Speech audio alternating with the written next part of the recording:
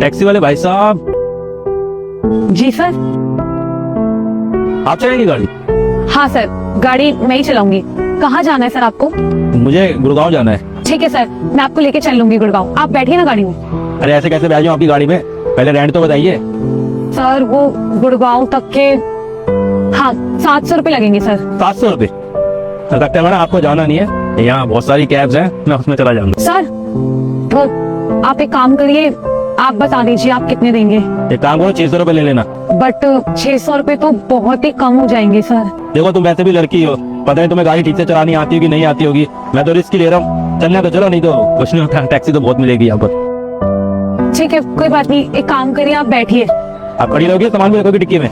हाँ सर लाइए, मैं रख देती हूँ। एक चीज और बताओ, ये टोल वोल का सब इसमें इंक्लूड है, अलग से पैसे मांगोगे इसके? नहीं नहीं सर, सब कुछ इसी में इंक्लूड है। चलो ठीक है, सामान रखो डिक्की में।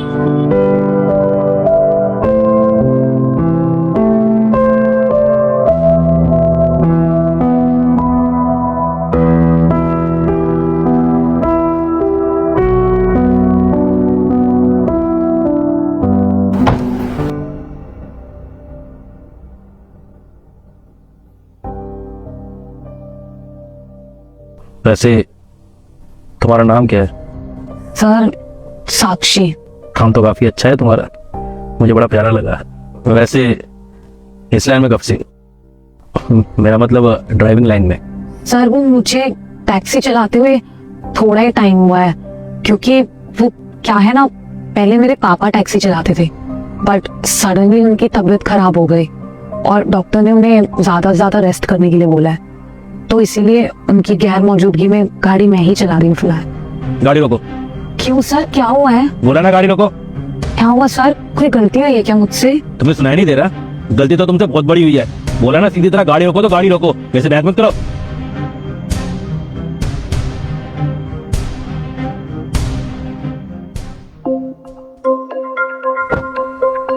सबसे पहले तो तुम मुझे ये बताओ कि तुम्हारा मेरा जेंडर क्या है? सर मैं एक लड़की हूँ और आप एक लड़के हैं। पहला सबक, कभी किसी आदमी को ना अपने साथ फ्रंट सीट पे मत बिठाओ। हाँ, अगर बहुत ज्यादा मुसीबत हो या फिर इमरजेंसी हो तो बात समझ में आती है, क्योंकि ना अगर वो आदमी तुम्हारे साथ आगे वाली सीट पे बैठेगा ना तो वो तुम्हें वैसे ही घूरेगा जैसे मैं तुम्हें घूर रहा था। वो तुम्हें हैवानियत भरी नजरों से देखेगा जैसे उसे कोई मौका मिल गया आज। और अब तुम सुनो दूसरा सबक, कभी भी किसी पैसेंजर को ना ऐसे मुड़कर पीछे मत देखो।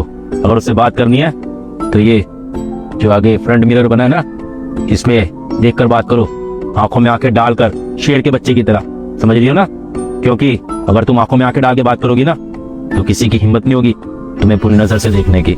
पर ऐसे डरना तो बिल्कुल भी मत, हमेशा शेरनी की तरह रहो। और तीसरा सबक, कभी किसी पैसेंजर से ना किराया मत पूछो। ये गाड़ी तुम्हारी है, गाड़ी तुम चलाओगी तो तुम डिसाइड करोगी कि तुमको क्या किराया चाहिए, पैसेंजर डिसाइड नहीं करेगा। एक बात बताओ, तुमने मुझसे कितना किराया मांगा था? 700 रुपए। तुम्हें अंदाजा भी है यहाँ से गुड़गांव का किराया कितना है? कम से कम 1150 रुपए। और तुम 700 रुपए में तैयार हो गई, और उसमें मैंने तुमसे भाव तोल करा तुम 600 में भी तैयार हो गई। तुम्हें नॉलेज नहीं है क्या कि क्या किराया चल रहा है? एक बात बताओ, अगर 600 रुपए में तुम यहाँ से मुझे गुड़गांव लेके जाओगी तो क्या कमाओगी? उसमें तुम टोल भी देने के लिए तैयार हो गई हो। मुझे लगता है कि तुम अभी नई नई ड्राइवर बनी हो, तुम्हें नॉलेज नहीं है। और तुम्हें पता है कि गाड़ी की मेंटेनेंस कितनी महंगी होती है। जब तुम पैसे कमाने के बाद में हिसाब किताब लगाओगी ना तो तुम्हें कुछ नहीं बचेगा, उल्टा तुम घाटे में जाओगी। इसलिए किराया अपनी मर्जी से मांगो, कस्टमर के अनुसार मत चलो। और चौथा सबक, ये जो तुम कार चलाने का काम कर रही हो ना, ये बहुत बहादुरी का काम है। हमारे समाज में रह के जैसे लड़कियों को दबा के रखा जाता है ना, तो लड़कियां डरती हैं सब काम करने से। ये तो सिर्फ मर्दों का प्रोफेशन बन के रह गया है। अगर तुमने इस प्रोफेशन को चुना भी है तो तुम्हें अपने अंदर हिम्मत को और बढ़ाना होगा, अपने डर के ऊपर जीत हासिल करनी होगी। ऐसे डर डर के ना काम नहीं चलेगा।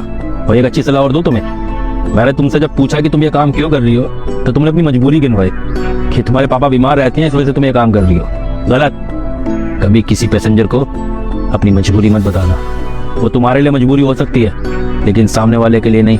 वो संपत्ति में तुम्हें लेके तुम्हारा फायदा भी उठा सकता है।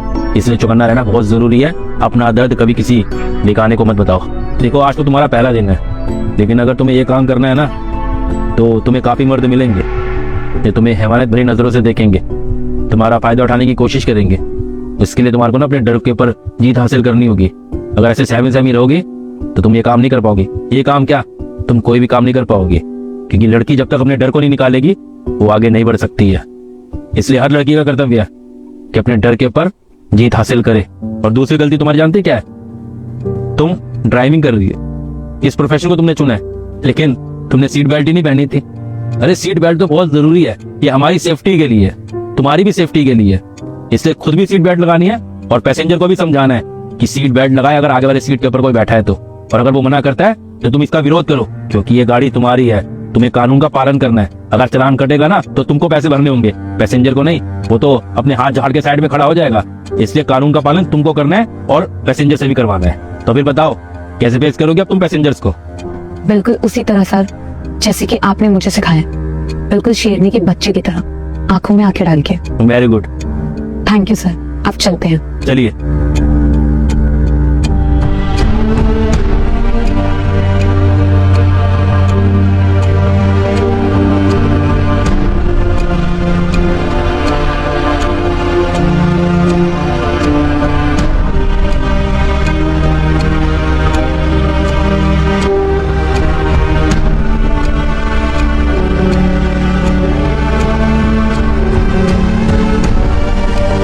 तुम्हारा किराया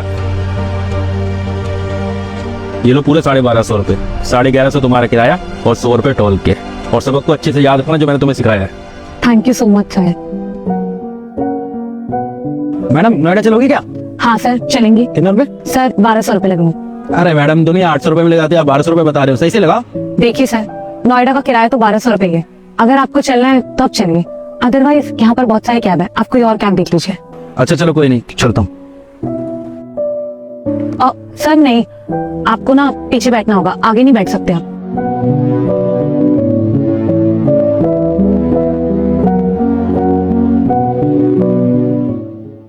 अगर आपको इस तरह की वीडियो देखना है तो इस चैनल को सब्सक्राइब करके लाइक करो, 5 दोस्तों को शेयर करो और ऐसा करने से आपको कल तक एक गुड न्यूज मिलेगी।